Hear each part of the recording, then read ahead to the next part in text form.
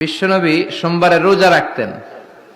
আমাদের অনেক মা বোনেরা রোজা রাখতে চায়, তো রাখতে যে তারা কিছু বেদাত করে ফেলে।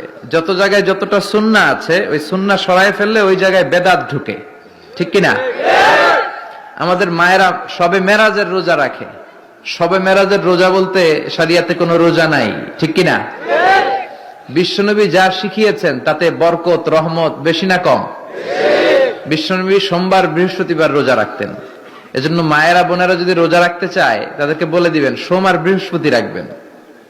বিশ্বনবী মাসে 3টা স্পেশাল রাখতেন, আইয়ামুল বীদ 13, 14, 15। মা বোনেরা যদি রাখতে চায় এদেরকে বলে দিবেন তারা যেন এই দিনগুলোতে রাখে।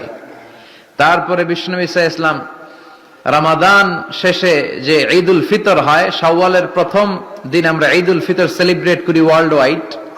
ঈদুল ফিতরের পরে